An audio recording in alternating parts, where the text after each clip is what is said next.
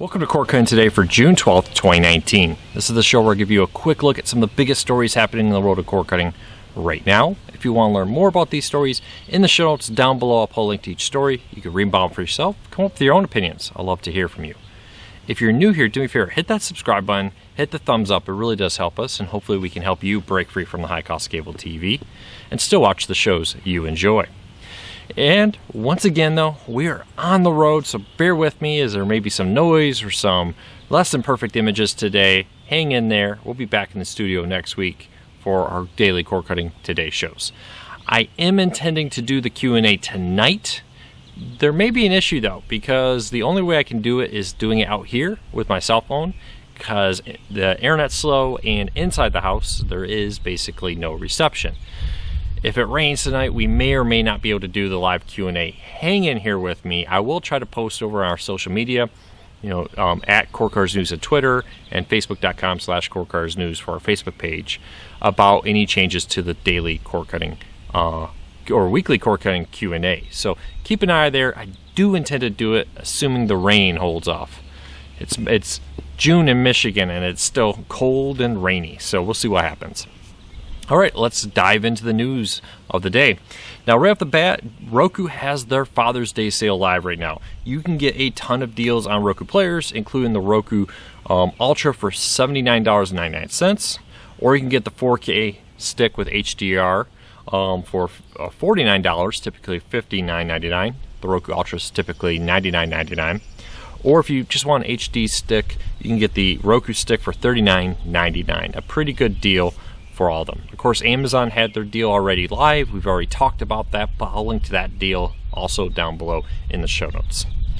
All right, first story up of the day, our rebuttal to the Atlantic anti-cord cutting story. Now, for months now, this argument has been coming up, and now the Atlantic has been pushing this argument that there are so many streaming services, cord cutting is basically just the same cost as cable.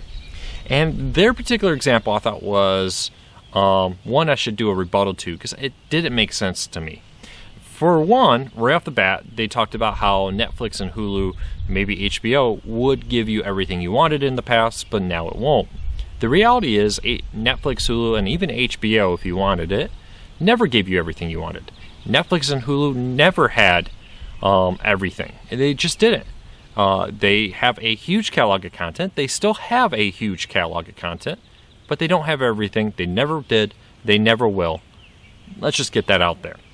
But now, so that was the first mistake I think the author made, assuming that there was a point where you could subscribe to two services and get everything you want in life.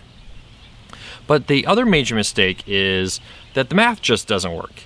He listed the fact that Warner Media, Disney Plus, and the NBC, Universal, and some others were coming. Now, he pointed out the Warner Media and the Disney Plus as the main ones here. But when you add up all the math of all the services he listed, it only comes out to just over $50. And he doesn't even talk about live TV services, so we're going to leave that out for a moment.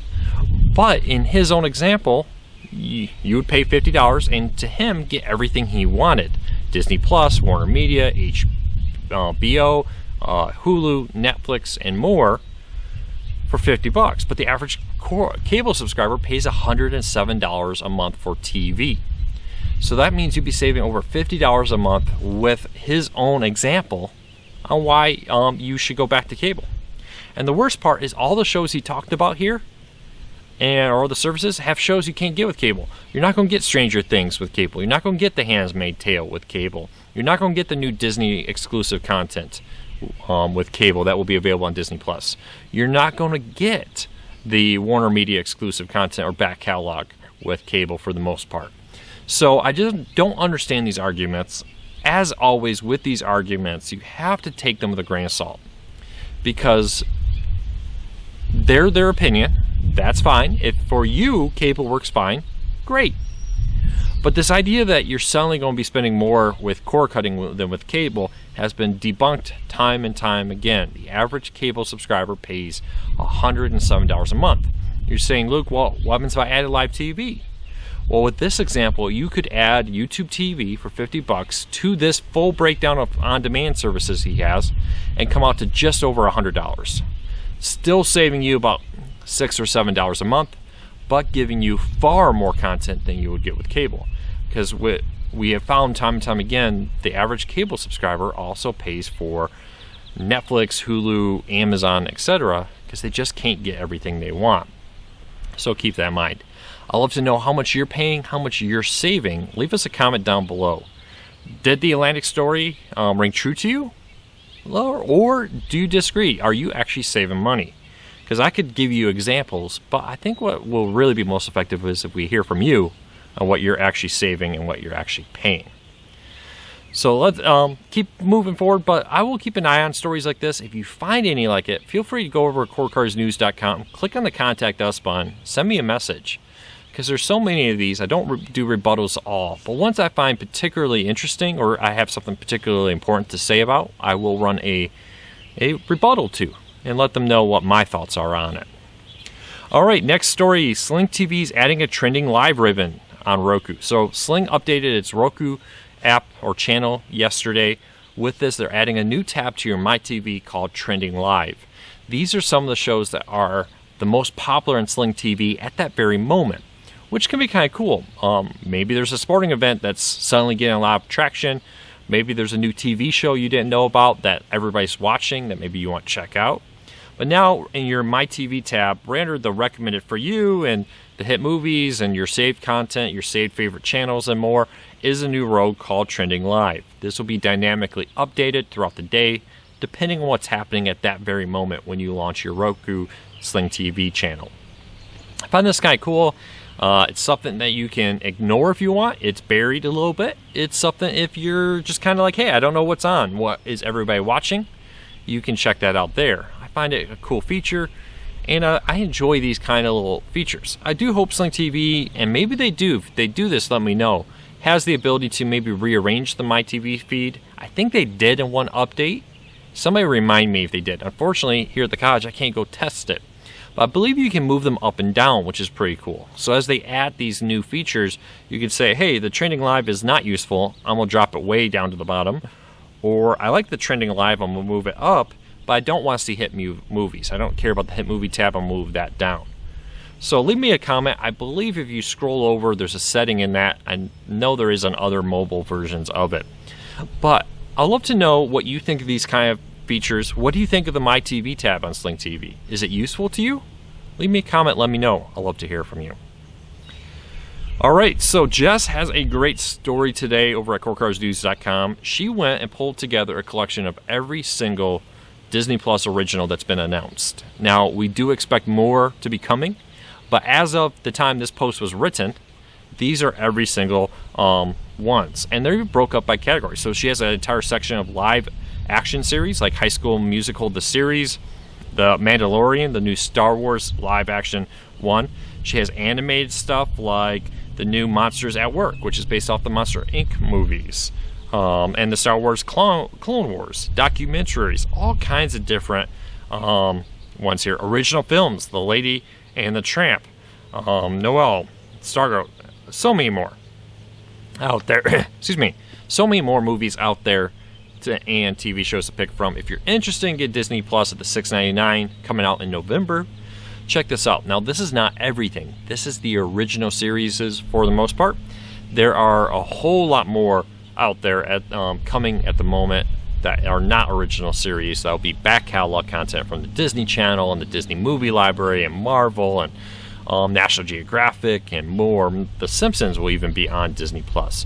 So check it out. I'd love to know what show or movie or documentary are you most excited about when it comes to Disney Plus. Leave us a comment.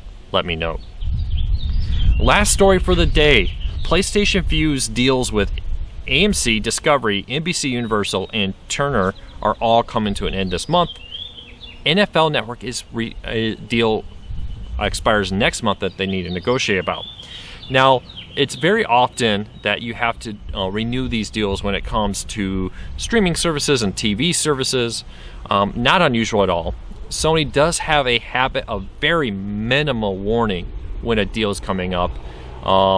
The NES network and the New England Sports Network was not a lot of warning, and most of that warning came from NES themselves. Last year, Sinclair and I want to say Turner, locally owned TV networks, were pulled off of PlayStation Vue with almost no warning. It just one day it was there, the next day it was gone. Not very happy. Left a lot of people not very happy because I think with the Sinclair, they only let you know a few hours before it was going to happen.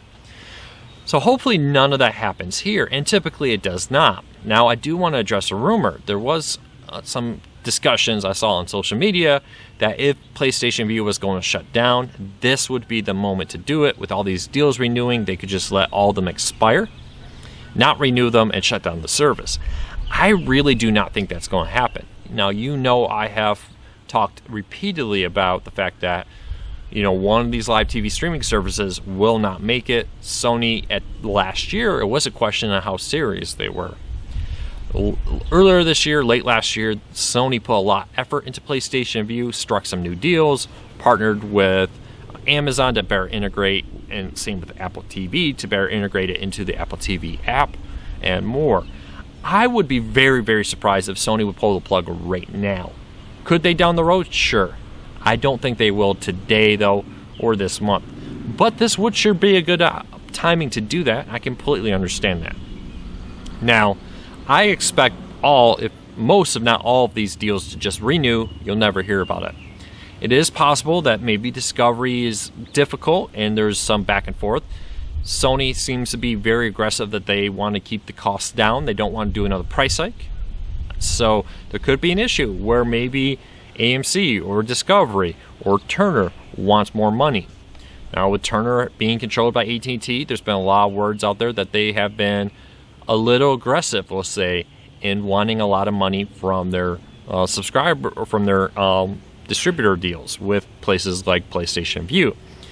We all know of the Dish Sling TV issue with HBO, that they were not happy with the deal AT&T offered them for HBO. HBO wanted a minimum guaranteed number of subscribers, and that even if not that number of people didn't subscribe, Dish would have to pay that. Plus, they wanted a price hike on the number on the per subscriber cost. Turner may be one of the ones that is most likely to be pulled because AT&T has a history right now of aggressive marketing or negotiations. We'll have to see. My question to you is, of the networks, AMC, Discovery, NBC Universal, Turner, and more, which one would you find most likely to, or would you be okay with dropping, or most likely to be dropped in negotiations? Leave me a comment, let me know. We're going to be watching this very closely. If at any time we learn more about this, we will be reaching out to Sony and the other partners about these negotiations. Sony is a mixed bag about responding to these kind of comments, but if we learn more, we will post updates about it. Hopefully nothing happens, everything stays fine. The good news, if something does happen, hey, there's no contract. You could be in a different service in about 10 minutes from going to PlayStation Vue, clicking on the cancel button, going over to another service and subscribing. 10 minutes later, you're all done. So don't worry. This is the great thing about cord cutting. If Comcast or Spectrum had an outage, you're kind of stuck. Your options are very limited. If PlayStation Vue has an outage, hey, 5 minutes later, I'm gone. I'll see ya. If you get those channels back, I'll come back. That's the great thing about cord cutting. All right, everybody, I hope you have a great day. Don't forget, I hope to do the Q&A tonight. If the weather, as you can see, doesn't look pretty right now, doesn't cooperate like they say they will, we may have to do something different. We'll wait and see. Maybe I'll just move it to this weekend or something. I hope you have a fantastic week. I hope you all take care. I will be back tomorrow for the daily for sure, and next week back in the studio. Take care, everybody. Be safe.